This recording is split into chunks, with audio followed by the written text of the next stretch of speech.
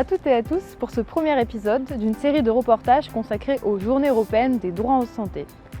Cette année, l'équipe de France Asso Santé Nouvelle-Aquitaine a décidé de sillonner la région afin de mettre en valeur celles et ceux qui font vivre les droits en santé ainsi que la démocratie sanitaire. Les associations de patients et les bénévoles, la communauté soignante, ainsi que les directions d'établissements de santé. Nous avons aujourd'hui rendez-vous à l'Institut Bergonié, centre régional de lutte contre le cancer de Nouvelle-Aquitaine, qui se situe à Bordeaux.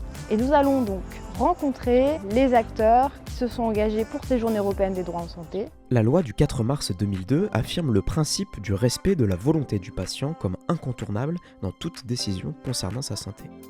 Le patient est reconnu comme un acteur à part entière de sa prise en charge.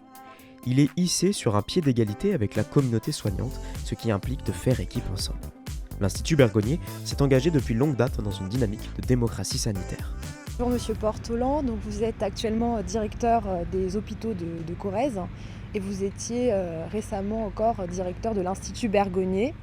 Donc l'Institut Bergonié a décidé de renouveler son partenariat avec France Asso Santé, et notamment de promouvoir les droits dans le cadre des Journées européennes des droits en santé, sur la thématique notamment faire équipe ensemble. Alors est-ce que vous pouvez nous dire un peu pour vous ce que cela signifie et en quoi cela est indispensable, un peu un prérequis justement pour la défense des droits? Alors cette notion de faire équipe ensemble, pour moi c'est finalement la concrétisation en acte de la formule qu'avait portée France Asso Santé, qui consiste vraiment à faire avec les patients et pas à la place des patients. C'est vraiment concrétiser cette co-construction qui est souhaitée par les usagers, qui est aujourd'hui, je le crois, bien inscrite aussi dans les trajectoires des différents établissements de santé qui souhaitent co-construire, porter une véritable politique de démocratie sanitaire. Il y a une dynamique ancienne, la cancérologie s'y prête dans son approche pluridisciplinaire, transversale, avec vraiment une habitude ancienne des professionnels d'avoir des décisions collégiales et d'échanger avec leurs patients qui en plus aujourd'hui deviennent de plus en plus des malades chroniques, donc avec des suivis au long cours. Donc cette thématique de la cancérologie s'y prête vraiment, et bien évidemment dans un centre de lutte contre le cancer qui est dédié à cette pathologie du cancer, ça a beaucoup de sens d'avoir une dynamique forte en matière de démocratie sanitaire, d'être innovant. Et là finalement on revient un peu à la problématique de la journée, c'est-à-dire avec tous ces acteurs autour de la prise en charge de la maladie chronique, que ce soit les acteurs de ville et les acteurs du milieu hospitalier, les associations. On est vraiment dans cette notion de faire équipe ensemble justement. Exactement, il s'agit de faire équipe et que le patient soit un acteur de l'équipe, reconnu comme tel. Et je crois qu'on est en train de connaître une nouvelle phase où pendant très longtemps on a voulu mettre le patient au cœur et on figurait tous les professionnels de santé autour du patient. Et là, le patient il est dans la chaîne des coéquipiers pour que la prise en charge de sa maladie soit la plus efficace possible pour lui. Faire équipe, c'est décider ensemble, agir en complémentarité avec l'ensemble des acteurs œuvrant dans la santé.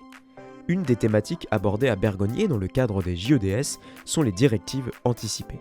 Ce droit fondamental du patient qui concerne le respect de la volonté du patient pour sa fin de vie et qui pose tant de questions. Comment dire et agir pour faire valoir ce droit dans un centre de lutte contre le cancer? Cette année, la dynamique s'est enrichie, c'est les professionnels qui se sont saisis du sujet et ont souhaité mettre en débat comment on parle des directives anticipées. Je ne dis pas vraiment seulement pour les banaliser, mais pour permettre que cette mise en discussion puisse arriver à un moment où la réciprocité le permet. À quel moment un patient se sent assez en confiance et en disponibilité pour approcher cela? À quel moment l'aidant aussi se pose des questions sur l'état de santé de son proche et essaye d'être au clair avec lui? La distinction entre effectivement l'écriture de ces choix des directives anticipées et la désignation d'une personne de confiance. Je veux dire, quand on rentre dans un hôpital, tout est compliqué à comprendre, surtout quand il y a une annonce d'un diagnostic d'une maladie qui impose beaucoup de règles, beaucoup de traitements lourds, avec beaucoup de fatigue et d'effets aussi de ces traitements. Une maladie peut diminuer les facultés physiques et psychologiques, mais il est essentiel de se rappeler que chaque personne conserve des droits, y compris pendant son hospitalisation. La défense de ces droits est assurée par le représentant des usagers. Devenir représentant des usagers est un engagement volontaire, motivé par son histoire personnelle ou celle d'un proche, son envie de s'investir au sein de son association de référence et la volonté de donner de son temps et de partager ses compétences pour agir à garantir le respect des droits et contribuer à un système de santé plus humain et équitable. Vous êtes directrice de la Ligue contre le cancer de Gironde. Vous êtes également représentante des usagers et donc vous défendez au quotidien, on va dire, les droits des personnes malades et de leur entourage. Depuis combien de temps êtes-vous engagée pour la Ligue contre le cancer ? Alors, engagée pour la Ligue contre le cancer en faveur de cette cause, ça va faire 20 ans et une quinzaine d'années dans la représentation des usagers. Est-ce que vous pouvez nous dire en quoi consiste les missions d'un représentant des usagers ? Alors c'est une mission tout à fait réglementaire en effet, puisqu'il y a obligation pour les établissements hospitaliers d'avoir des représentants des usagers au sein de la commission des usagers. Et cette mission, elle est très importante puisque nous portons la parole des personnes malades, mais plus largement aussi des proches, des aidants au sens large. Et moi j'y tiens beaucoup, donc personnellement je porte aussi la parole de la communauté hospitalière dans son ensemble, c'est-à-dire aussi bien le médical, les soignants que l'administratif. Pour être représentante des usagers, donc ce sont des bénévoles. Oui. Quels sont les critères pour devenir représentante des usagers ? En fait, moi, j'ai vu passer par l'ARS justement une proposition. Ils cherchaient des représentants d'usagers. Moi, en tant qu'aidante, j'ai passé 2 ans à Bergognier.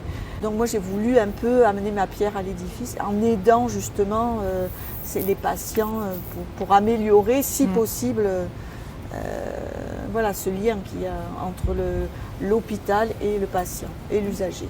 Et vous, Martine ? Alors moi, c'était parce que moi, je suis là depuis 2008 ou 2009 et je trouvais qu'il fallait...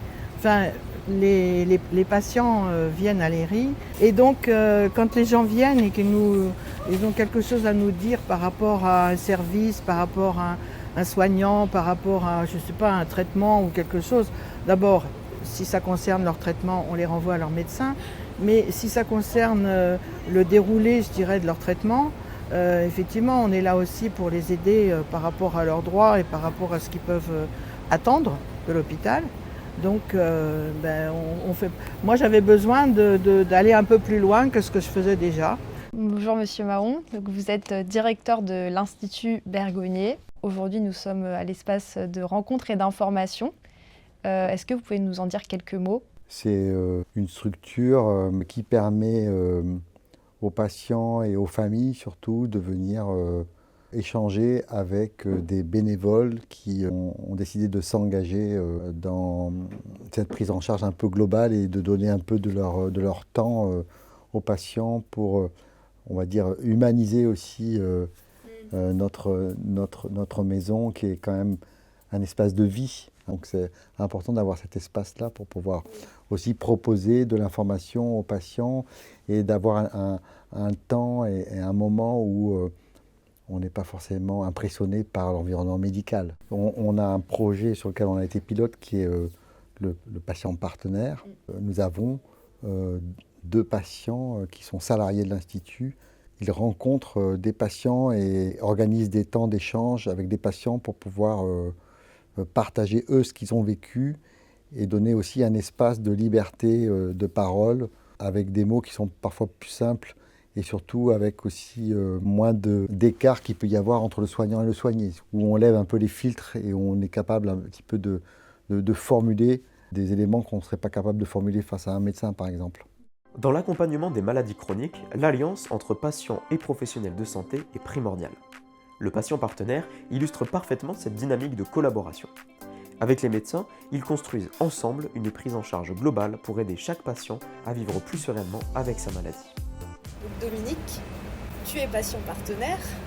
Alors, patient partenaire, justement, on est vraiment dans ce domaine du savoir lié au parcours de vie. Oui, lié à ma propre histoire. Lié à ta propre histoire. Est-ce que justement, déjà, tu peux nous expliquer ce qu'est un patient partenaire ? Depuis quand tu travailles à l'Institut Bergognier et quelles sont tes missions ? Moi, je suis ici parce que quand je regarde un patient, je regarde d'abord la personne en situation de soins. Et mon rôle consiste à pouvoir l'aider dans la compréhension de comment la maladie impacte sur nos vies.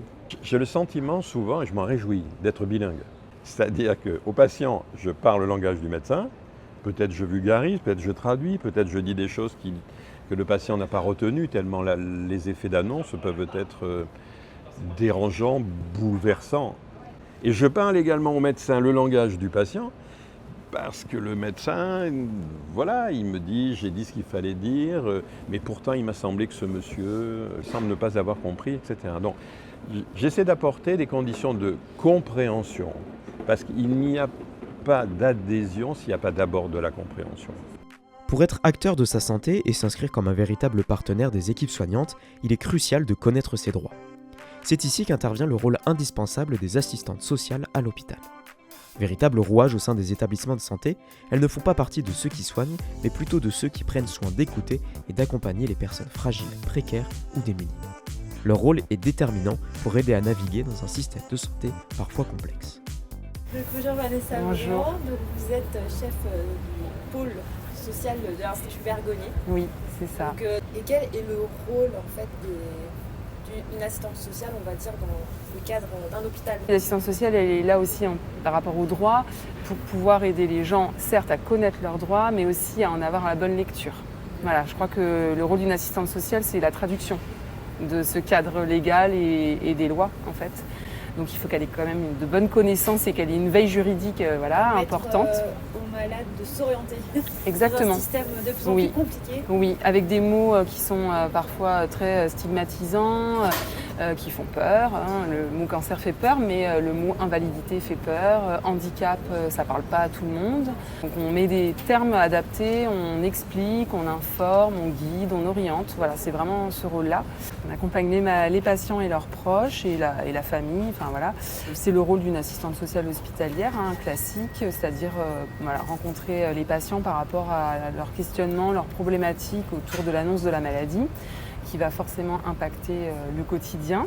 Pour la base, on va parler de la prise en charge des soins, l'accès aux soins, comment les gens sont couverts, par la sécurité sociale, par la mutuelle s'ils en ont une, leur permettre d'accéder à leurs droits à ce niveau-là d'un point de vue administratif. Et après, il va y avoir tout le volet professionnel. Je suis en arrêt de travail, qu'est-ce qui se passe si je suis salarié, mais qu'est-ce qui se passe si je suis indépendant? Quels sont mes droits? Est-ce que je peux avoir accès à un temps partiel thérapeutique? Par exemple, mais même avant même le temps partiel, si je suis arrêtée, si je m'arrête, si j'arrête mon activité, est-ce que je vais avoir un maintien de salaire? Pendant combien de temps? Est-ce que j'y ai le droit si je suis libérale? Voilà, c'est le genre de questions qu'on a eues aujourd'hui. J'imagine que vous avez aussi pas mal de demandes relatives aux droits des aidants. Oui, de plus en plus. Alors nous, c'est vrai que les aidants, puisqu'on les nomme comme ça aujourd'hui, on a toujours travaillé avec eux. On ne peut pas travailler à l'hôpital en étant assistante sociale sans s'intéresser, se préoccuper de l'entourage. Et donc le droit des aidants, c'est quelque chose qui est très important parce qu'on ne peut pas accompagner un patient, être à ses côtés si soi-même on n'est pas informé de ses propres droits et protégé.